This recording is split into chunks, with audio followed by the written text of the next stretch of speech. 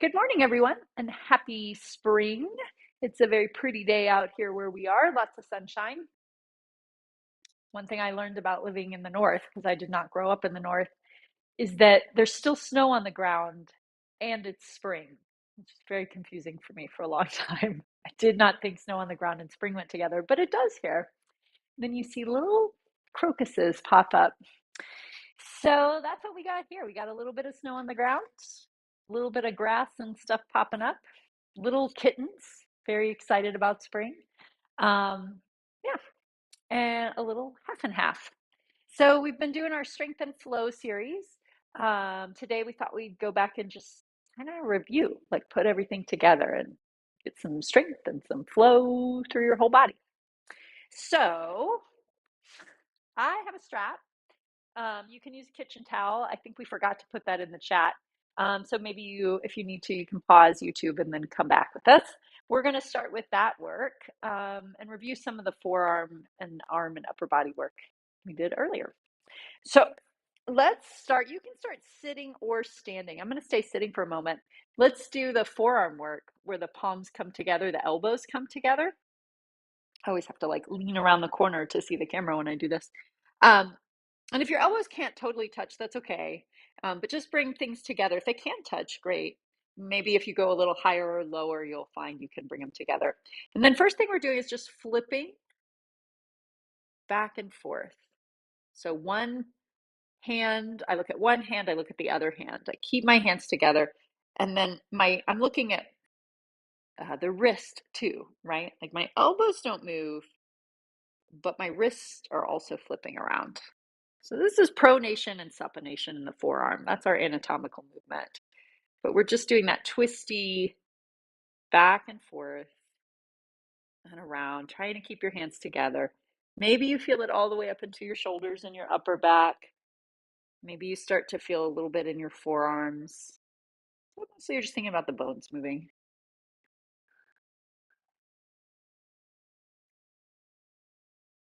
And then bring them to center and then clasp your hands together. For some reason, this always reminds me of a hamburger patty, and I always think it's like a hamburger patty when I am going to flip. And then it's like I bring the hamburger toward me, like I'm going to take a bite.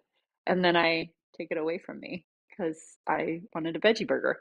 And then I go toward me and it goes away, and I go toward and away. Now my forearms are slipping a little bit. They're still touching, but they're kind of sliding up and down. So a little different movement. You're kind of making a figure eight.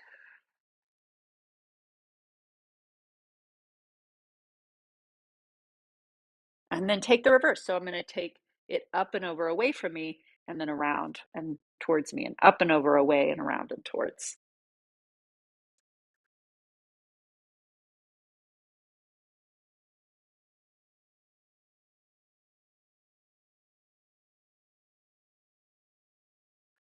And then bring it back to center and relax all that. It's amazing how much it's kind of in your shoulder, right? As for me, I could feel it in my deltoids, but also it's getting the forearms to kind of loosen up and move, have their own movements, not just take everything in the shoulder.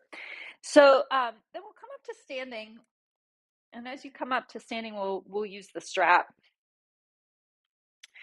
And you're going to have it out in front of you with the palms up. And I just have my strap laying over my palms. And then my thumb is going to close over the end of the strap. So I'm using as little effort as I can to hold the strap. If you have a towel, something similar, you can do that. And then my elbows are in towards my waist, just kind of loosely towards my waist. And then I'm thinking about opening this action right here. That's what I'm thinking about with both arms going in that direction. Now the strap's going to keep me from actually moving in space, but that's my intention. So my elbows stay a little more in and my hands go more out. Just a little pull and release a few times. And if you remember, this is partly to get the rotator cuff back here. So as I do that little pull and release, thinking about it happening all the way up at the shoulder, rotating. The elbows go in. And then we do one more pull and hold that. And then keeping that feeling, the elbows are still coming in as my arms come up. Now mine go to maybe shoulder height. Yours might go to shoulder height or less. They could go a little higher, but you don't want it to be in your spine. So you want to feel it really happening from the shoulder and then back down. I'm going to try to keep that 90-degree angle and then also not have my elbows go out. That's what happens right away. So keep bringing the elbows in, see where they'll go with the elbows in, and the hands out, and the ribs in, lots to keep track of, and then back down. And reaching up. The higher you go, the more the shoulders are going to have to lift up. Shoulder blades are going to have to lift up a little, which is good. You want them to lift up a little. And one more.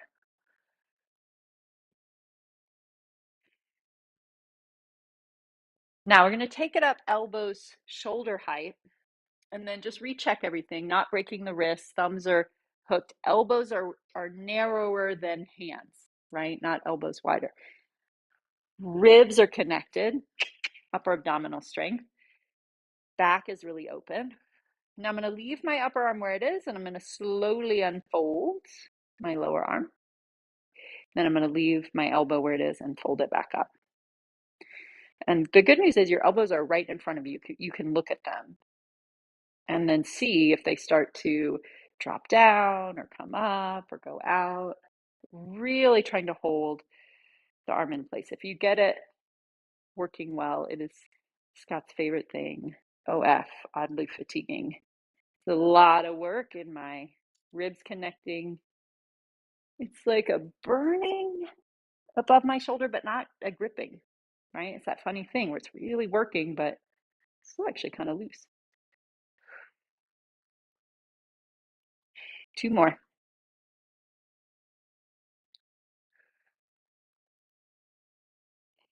It's a serious bicep curl.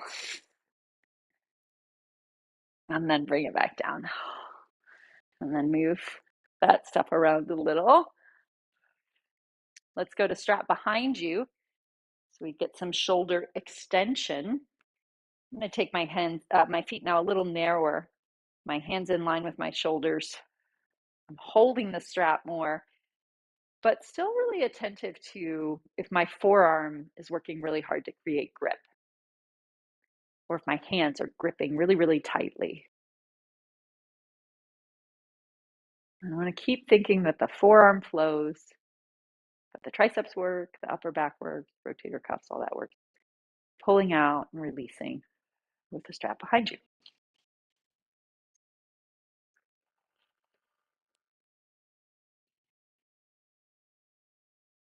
Now, one more time, pulling out, hold that, and then arms are going to float back behind you.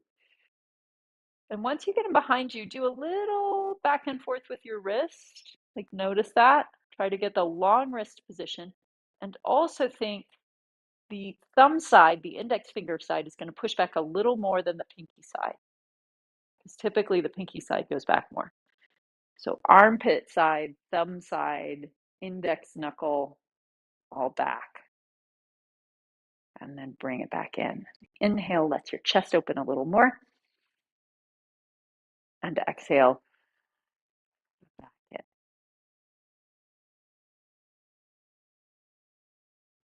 in. And then at some point, I bet you started looking down. That's what a lot of people do. Look back up so you get the full openness in the front of the body. Two more. And last one. And back in and let that go. Okay, so we're going to work your way down to the mat, however you like.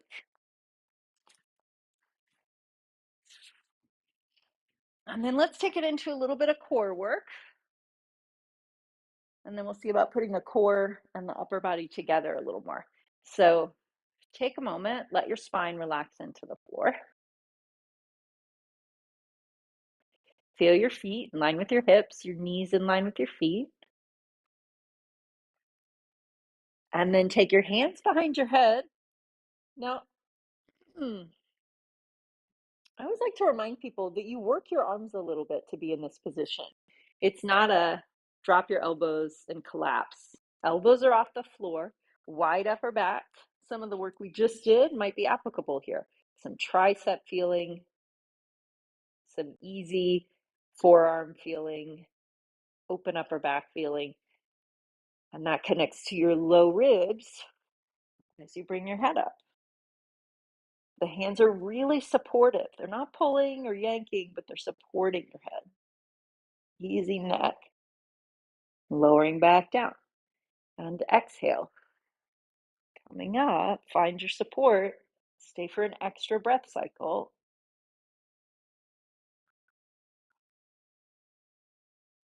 Lower back down. And exhale. Ribs connected, navel in, lower belly has tone. Hold it here for a breath.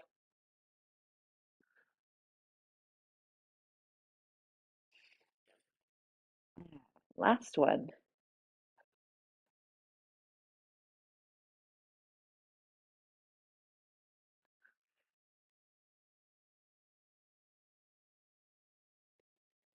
And then bring it back down and relax your arms down. So we're going to bring your feet together, your knees together.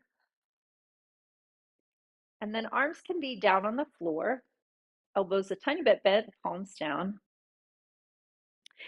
Now we're going to take the next thing focused a little more on your lower abdominals, but your rib connection is always important because there's really not a separation between your lower and upper abdominals. Like in your felt body, there's a separation, but the muscles are all one thing, right? So we're going to feel the ribs connected so we get it all lined up. Think of the lower abdominals drawing in wide, and then either both legs coming up at the same time or one leg at a time coming up, and then finding that legs together, knees together position. So you want to bring your knees far enough that you feel like it's not your hips holding you or your back holding you, but it's your belly holding you. But you definitely could bring them too far, right? So you don't want to pull your pelvis way off the floor. There's also not really any work when your knees are super close to your chest. So let them come away from you so that you start to feel your abdominals really hold. But try to stay relaxed in your thighs, in your quads a little more. And then once you find that position, all of that work, deepening into all that work to extend your legs towards the ceiling and then to bend your knees back down. And then kind of just like we were doing with that elbow bend with the strap, right? It's just really loosen the lower leg,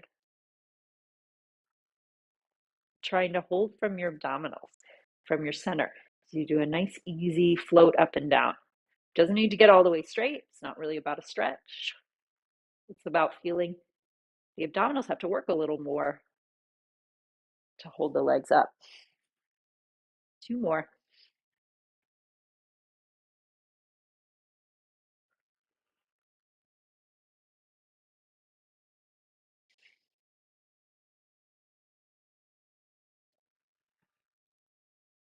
And then lowering your feet down and reset.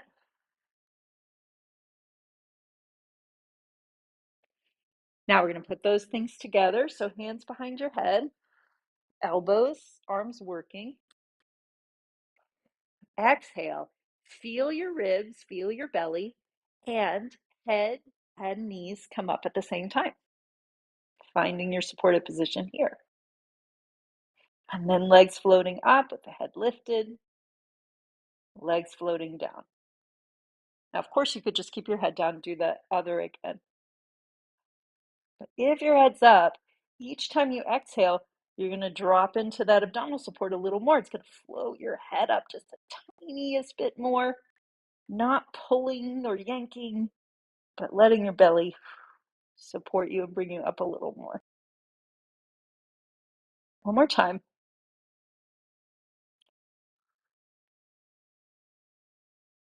And then lower everything down and relax. So a good 100 alternative, if you're someone who doesn't like to do the 100 or do the 100 that well, that's something you could do that hits some similar spots. So come up to sitting. Let's flip around now. onto your hands and knees. So we start with some upper body support. Now, palms of the hands really open. We're doing a lot of like holding the strap. So now you get to spread everything out. Put it all together again. Ribs, lower belly tone, elbows a little wide, tiny bit bent so your upper back can get wider. And then imagine if you had the strap, how you could kind of pull out on it and activate some of those muscles. So there's an out feeling in the arms, there's a down feeling through the palm of the hands, drawing together in the ribs, drawing together in the belly. We're going to reach your right leg back like you were doing a plank. And then with all that support, just like go through your checklist and do all those things. Push into your right foot until your left knee just barely floats off the floor. Your foot's still down, but your knee can float up. You didn't lift your butt to do it. You just found that abdominal strength, almost like you're doing a knee fold. And then take the knee down and bring the right knee in. We'll do the same thing with the left leg, reaching it back. Feel your toes, feel the ball of your foot. Hands, elbows, upper back, abdominals. Now push hands and foot into the floor a little more until your knee just barely floats up. Supported by the abdominals. You could do a little side to side with the knee to check that out. Trying not to lift your butt or drop your head. Bring it back down. You can always sit back if you need a little rest in between. All right. Get back into it. Right leg goes back. Find your support. This time we're going to do that same thing, barely floating the knee off. And then we're going to reach the left leg back once you find that support. Holding the plank. Really supported. And then first knee comes down, second knee comes down. Off. And then same thing with the other leg first. Set yourself up well. Even if you're a little behind me, set yourself up well. Once you're ready, opposite leg goes back. And then take the barely float the knee position. Feel how you work, all the muscles you want to work. And then just take the other leg back.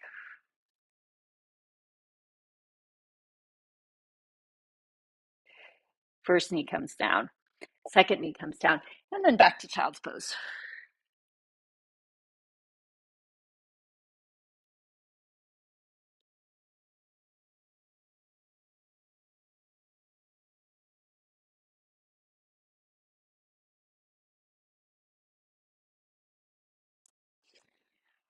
And then rolling up to sitting.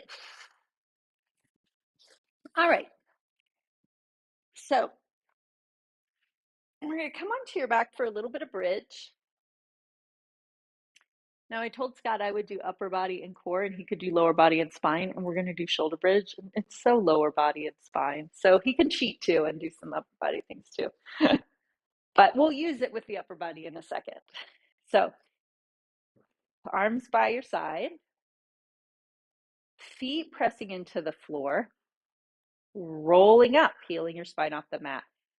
Tailbone, pelvis, lower back, all the way through the spine. Now, once you get up in that position, notice where your arms and your shoulders are. So we did a strap exercise that put your arms in the same exact position. And maybe you can feel some of those same muscles. And then rolling back down through your spine.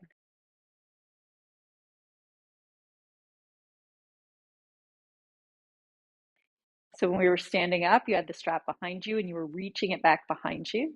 It's the same shoulder position as shoulder bridge. So feel a little bit of pressure into the floor as you roll up. Feel how the shoulder goes into extension.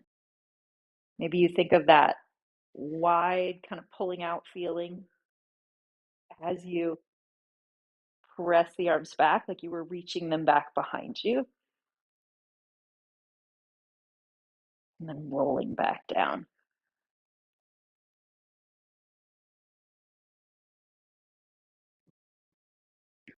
And we're going to take it one more time, rolling up.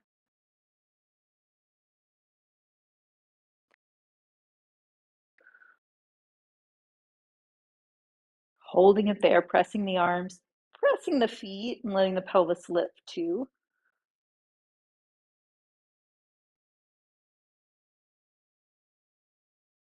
And then rolling back down.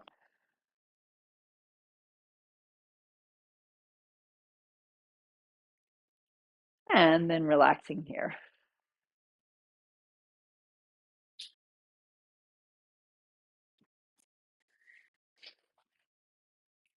And bring yourself up to sitting.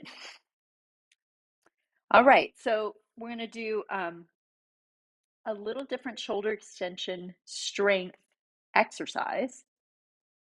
But if it feels like too much in your wrist or your shoulder, you could also just do bridge again. So I'm going to set up, it's kind of the same thing sitting up. I'm going to set up, my feet are hip distance apart, knees are in line here.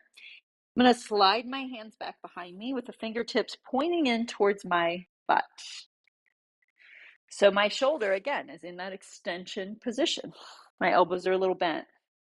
If it's too much on your wrist, you might try hands out. Arms back is okay, but it's not as good a position for the shoulders and the muscles we're trying to get. So play around, see what works. And then we're basically going to do kind of a combination of shoulder bridge with a focus like we did on the plank a minute ago. So you're going to find your whole hand pressing down. You're going to see if you can connect that to your ribs. Connect that to the triceps. Press both the feet and then just barely hover the pelvis off the floor like we did with the knee, right? Not turning on any extra like hip or neck muscles. Lower it back down. Let's try again. So it's a lot of lengthening in the forearm. This one's a little tricky for the wrist because you really do have to let the forearm go. As you float, just hover the pelvis. Lowering back down. All right, this time if you want, rolling the pelvis up. Again, if you're doing bridge, that's fine. Right? You could be doing just bridge in the same way. Rolling the pelvis up, knees go forward, pelvis goes forward. And I'm not trying to be totally flat. I'm still going to look forward. It's kind of like I'm doing the 100. So my upper back is still curved and I'm looking straight ahead. And then rolling back down.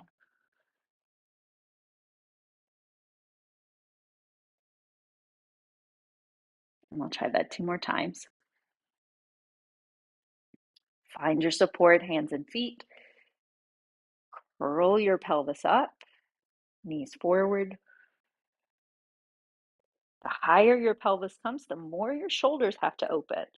So if it's really hard on your shoulders, don't bring your pelvis quite so high. You can just find the strength part. Rolling back down.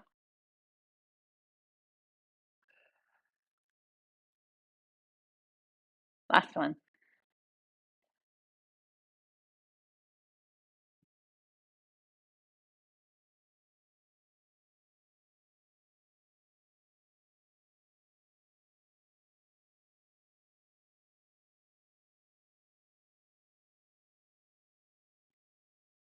And then relax all that.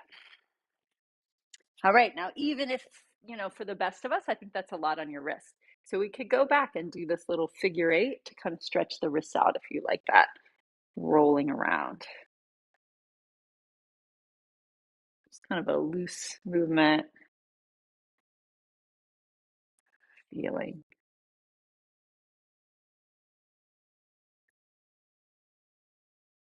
Just kind of shake them out. All right, so we're going to go to some rotation movement in the core. Also a good way to get into the obliques here before I hand it off. So we're going to start sitting, feet flexed, knees bent, a little bit of that round spine position. Now I'm going to go back to my strap and fold it over a second time. So it's not quite so long and like draping on the floor there. So it can hold shoulder distance. Elbows a little soft and wide, upper back open, pulling out, feeling that pull out from my shoulder blades from the back. I'm going to roll back, curling through the hips, rolling down so I feel my ribs really connected, the back of my pelvis on the floor. Now, can you stay pretty loose in your legs, your hips, hopefully? I'm going to do a little rotation. Back to center, little rotation. Back to center. Do it one more time each side. Rotate.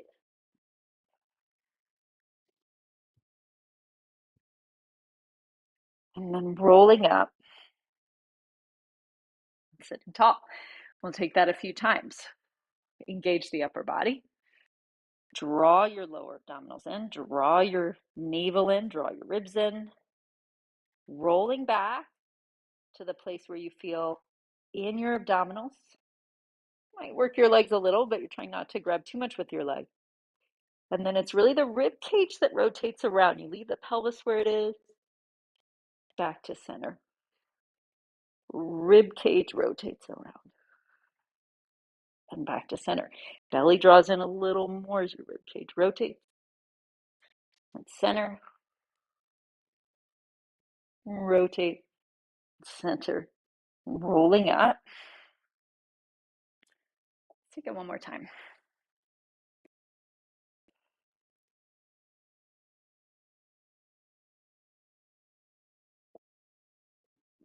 And exhale.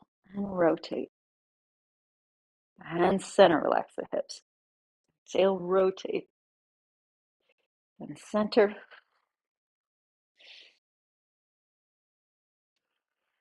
Last one.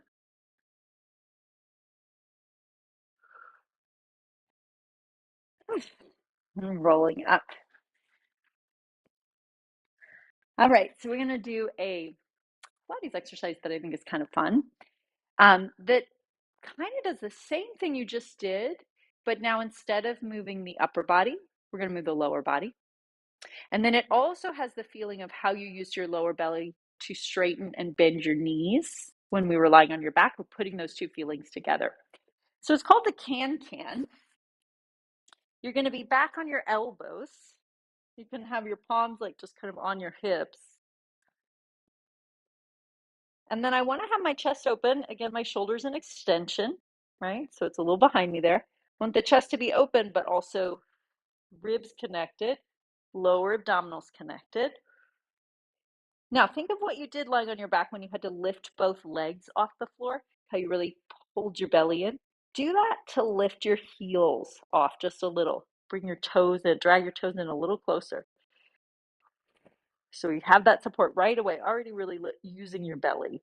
Your toes are touching, but you're really using your belly.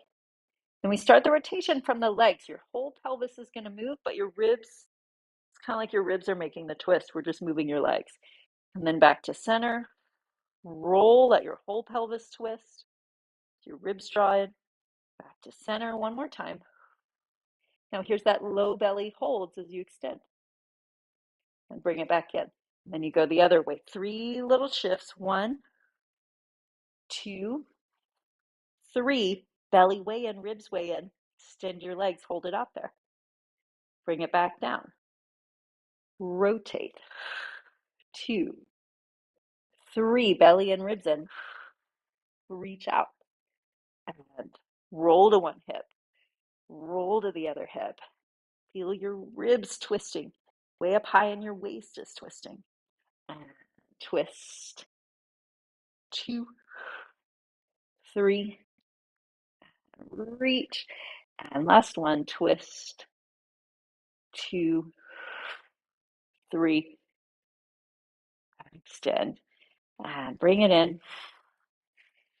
Bring yourself up to sitting. Now I'm going to cheat again. I'm just taking all Scott's moves today. We're going to do a little downward dog because I think it's an upper body core fun thing to do. So hands under your shoulders. Tuck your toes under. Feel your arms really support you and push into the floor as you lift. Feel your ribs drawing together, your belly drawing in, a little bit of core feeling in your downward dog. So less focus on trying to stretch, a little more sense of the support.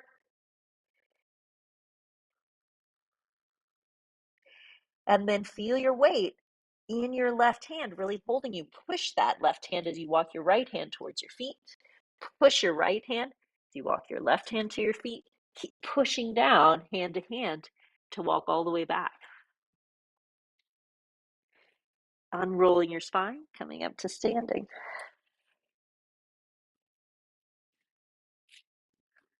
All right, and that is my time. I'm going to pass it off.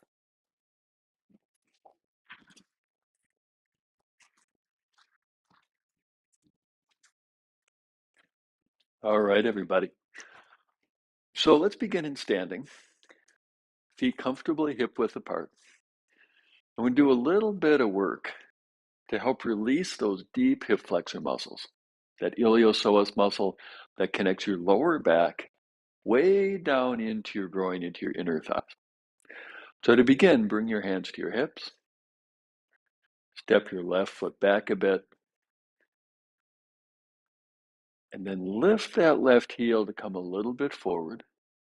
Descend that heel to draw a little bit back. So I call this the Psoas Walk. And this part right here is the walk part of Psoas Walk. Practicing pushing off your back leg. And that can help strengthen your calf. Feel how your calf muscles press your forefoot down to lift your heel up. And a couple more.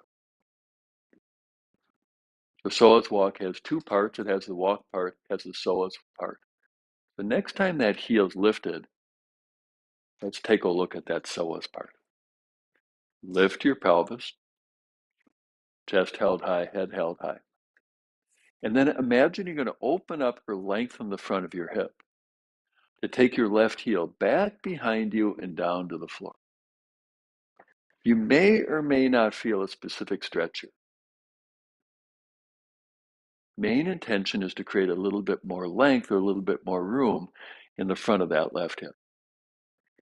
And once that back heel's down, bring both arms forward.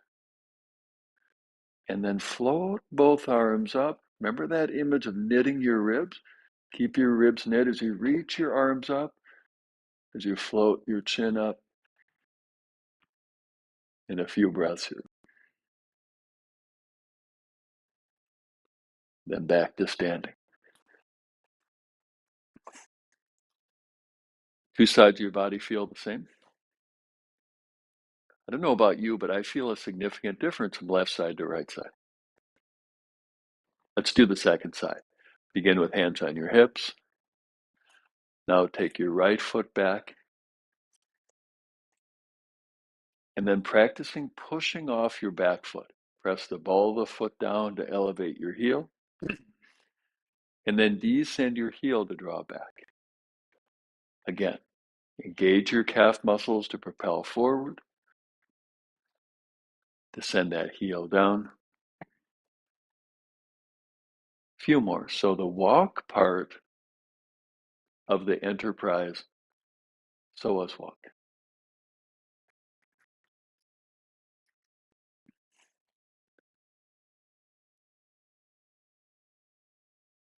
I like to do a little bit more on the right side because I find for most people, the right hip flexors tend to be more bound up. Next time that heel's lifted, let's pause there. Lift your lower belly to stand tall. And keep that height as you now reach your right heel back and down. Create length in the front of your right hip. Because most of us drive cars, I think that's the reason why a lot of people, the right side tends to be more bound up because of controlling the throttle pedal. Once that heel comes down, bring both arms forward. Reach both arms up. Lower ribs tend to jut forward here. You get the good benefit in your upper back. See if you can keep your ribs knit as you reach your arms and float your chin.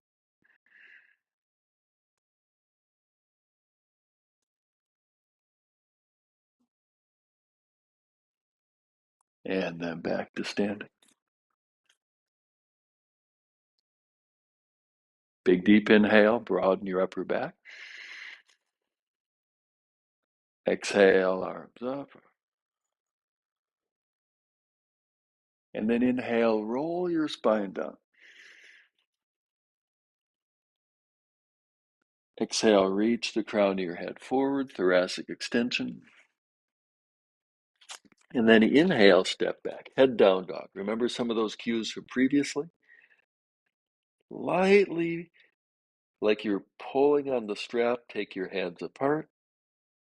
Press your hands down to shoot your pelvis back toward that wall. Then right in between your shoulder blades.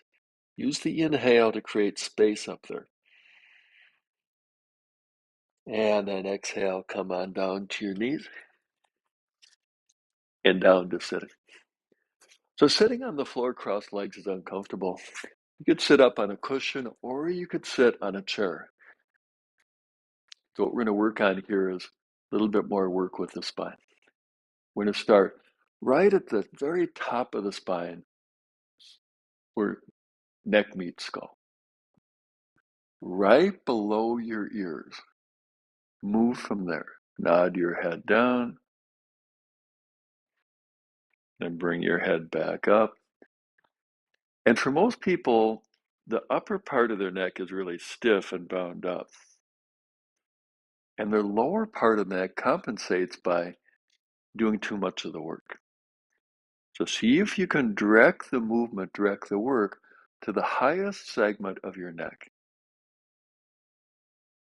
Keep breathing as we make these little nods. This is a particular segment in the spine that's slang name is the atlas.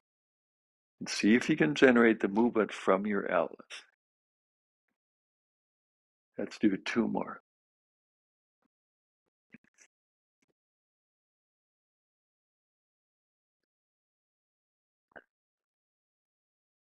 Now the next segment down is about half an inch farther down, so still really high up in your neck. And from that segment called the axis, rotate. And again, most people do almost all the movements from their lower neck because the upper neck is so locked up. So power the mind, see if you can generate the movements from the very uppermost parts of your neck. And we could have an interesting discussion of the various cranial nerves that circulate in and around this vicinity, including some of the nerves that are related to hearing. So let's do a few more of these movements to free up a little more space for those cranial nerves. And then back to the middle. Now put those movements together, make little figure eights with your nose, and see if you can make these figure eights from your upper spine. And then go the other direction with those figure eights.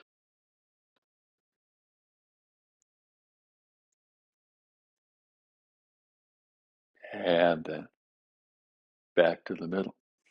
All right, so let's use gravity to help create a little bit more freedom in that upper part of your neck. Transition to hands and knees. And from hands and knees to yoga pose, head down dog. One of the things I really appreciate about this position here is a freedom to release the weight of my head into the floor. And let the weight of your head naturally traction your neck, especially where neck meets skull.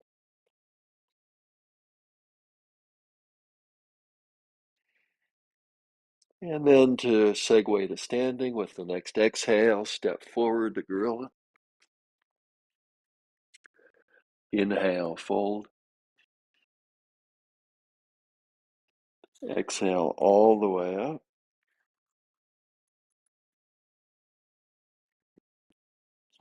Inhale, arms down. All right. Now we're going to do a little bit of strengthening for the lower body. Take your feet a little bit apart, just slightly wider than your hips. From your hip sockets, have your legs just slightly turned out, almost imperceptibly turned out. And then squats are so good for your thighs, for your hamstrings, for your glutes, for the muscles that run along your spine.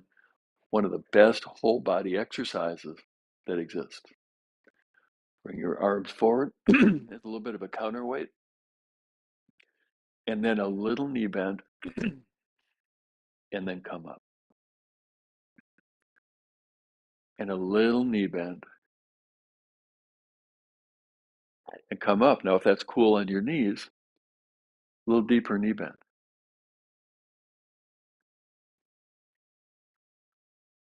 So let's do a few of these modest knee bends. Now, what we're exploring here is an interesting bidirectionality. As we get older, often our knees get stiffer, and we don't take our knees through their range of motion. And then we lose strength. And then as we lose strength, the knees get more sensitive, and we don't make as big of movements, and we lose strength.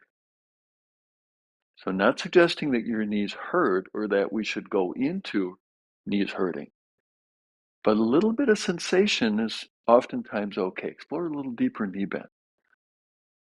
That old expression, use it or lose it. Go into sensation and up. Now, of course, if the sensation makes you jolt or wince, that's too much.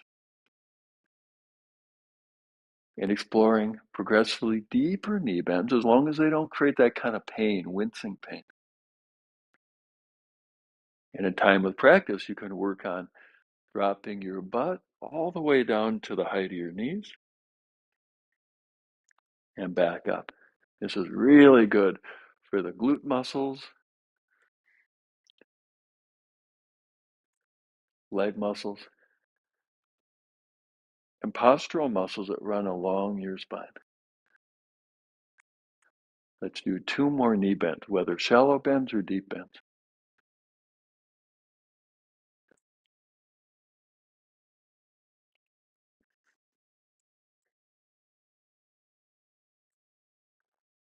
And then arms down. Step your feet back together. Upper back between your shoulder blades. Divert your inhale into your upper back. And with the exhale, arms up, chin up. We did this back with a Psoas Walk. And then inhale, mobilize your spine, roll forward. And let your head hang. Fingertips could be on the floor or on your shins, either one. And whichever one, let your head hang. Let the weight of your head naturally liberate your upper neck.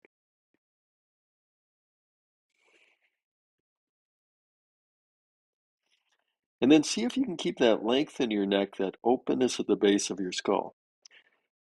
As you exhale, reach the crown of your head forward.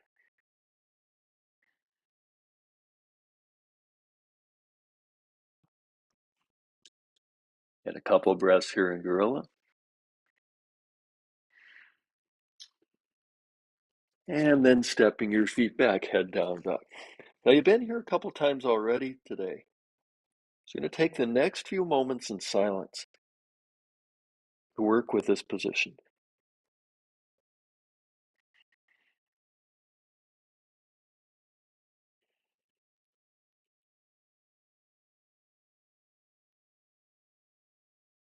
And then down to the floor. And back to sitting. So as we did last time, could be sitting crossed legs on the floor. Could be sitting in a chair. Could be sitting crossed legs up on a cushion. So let's pick up where we left off, doing those little figure eights.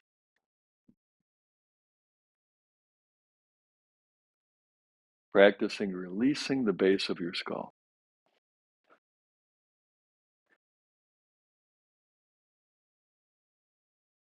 All right. Now let those movements trail off. So now we're going to do an old standby, oldie but a goodie. Trickle down twist. So we're going to explore twisting progressively from segment to segment to segment to segment, from your skull down to your lower ribs. So start by turning your head to the right. See if you can do it solely from your upper neck. And then let each successive descending vertebra contribute to the twist. At a certain point, it helps to bring your left hand across and your right hand behind. And in time with practice, this is truly a team effort. Every segment contributes a little bit to the totality, the whole of the rotation. And the reason to practice this is most of us, parts of the spine are almost completely immobile, and other parts of the spine are overworking. So see if you can spread the love and get all parts of your spine contributing. And then back in toward the middle. All parts of your spine are a little bit of a misnomer because we aren't working to rotate the lower spine at all. Working with the neck and the upper back. Let's do a trickle down twist going now to the other side. So start with your skull, trickle down, let each vertebral body rotate, contributing to the whole. Right arm comes across, left hand behind.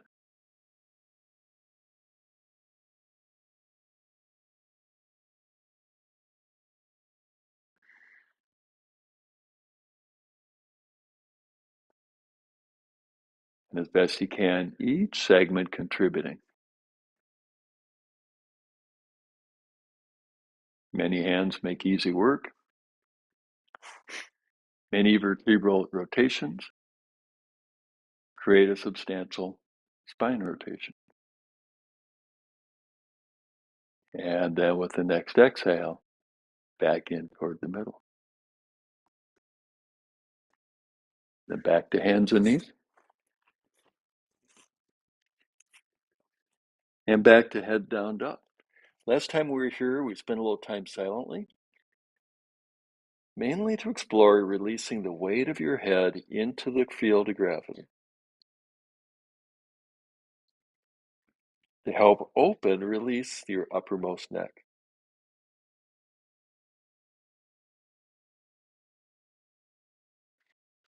And then with the next out breath, step your feet forward.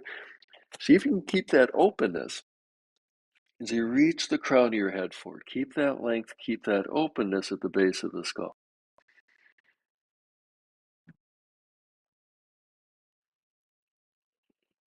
And then fold, release your head into gravity.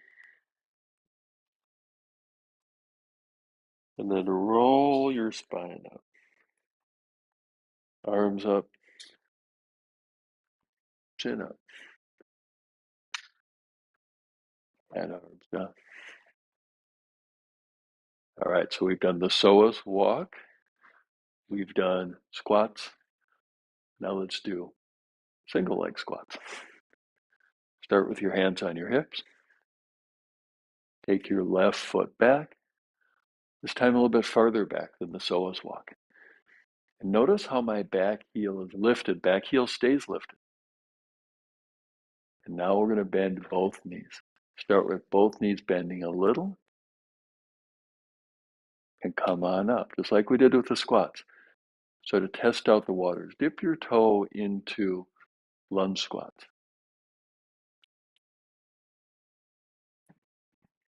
It's not uncommon that these lunge squats or single leg squats Very different in the knees than when we did the 2-leg squat. So to your capacity, exploring deepening your knee bend.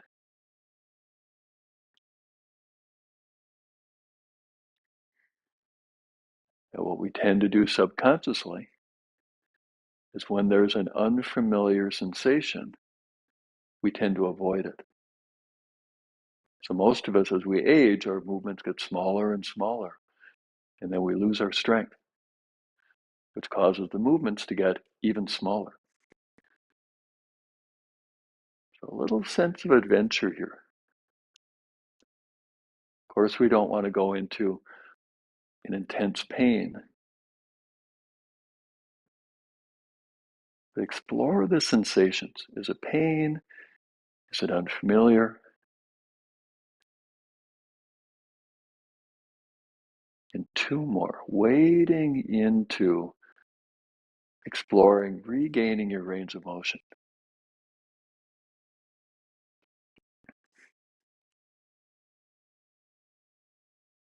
And then back to standing.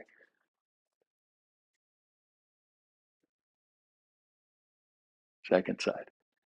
Hands on your hips.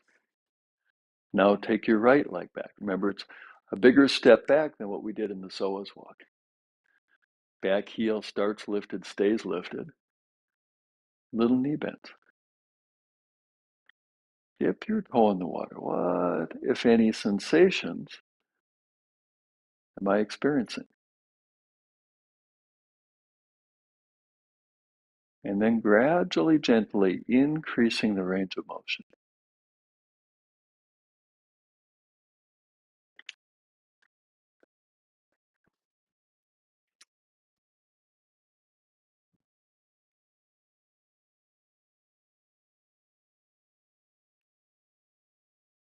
Two sides feel the same. If they do, that's okay. There's not a problem with that.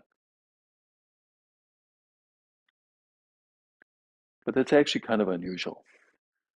Most of us, the two sides of the body are really different. And by itself, that's not a pathology. Most of us have handedness. That's not a pathology. And that handedness often extends to include the legs too. So if the sides feel really different, bring a quality of curiosity to that. It's like you're bringing a quality of curiosity to exploring deeper knee bends. 2 more.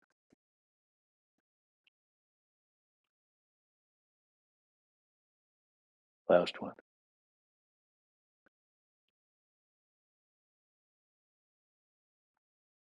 And then back to standing. Cross your upper back. Inhale into that space. Fill that space. Deep inhale. Then with the exhale, knit your ribs, reach arms up, chin up. And inhale, mobilize your spine, roll down. Exhale, gorilla. Remember how we kept the upper neck long and open. And then step back. Couple of breaths here.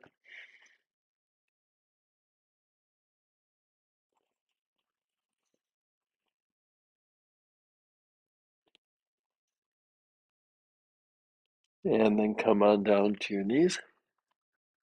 And let's all of us sit on the floor.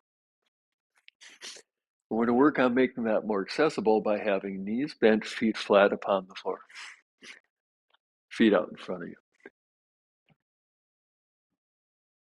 And take your left foot forward. Maybe you can see how I'm reaching my heel forward. And then bring that right foot in just a little bit closer. Sit up tall. And remember, trickle down twist. We're going to start by doing a trickle down twist to the right. This time, the left arm reaches across to grab the knee. Right hand behind. Harmonious, equitable distribution of rotation.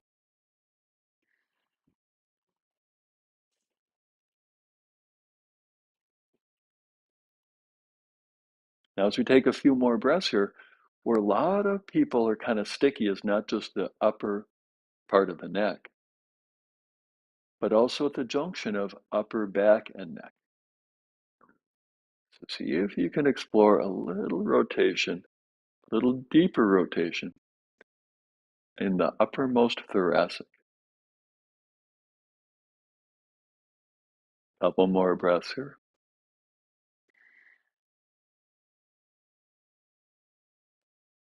And back in toward the middle.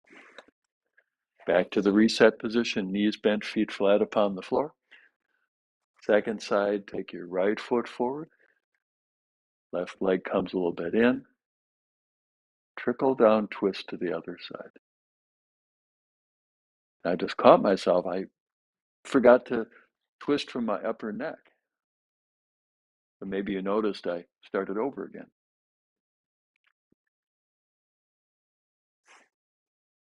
Harnessing the power of your mind to help regain your youthful freedom of movement. Couple more breaths here.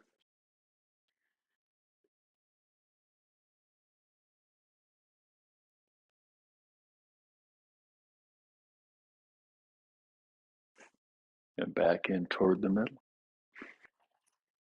And back to starting point. Well, it seems as though time flies when you're having fun. At least I know I was having fun. Maybe you were too. So before we close for the day, any comments, any questions out there? Excellent. Well, thank you so much. Always fun to work with you all. And let's do this again really soon. Bye-bye.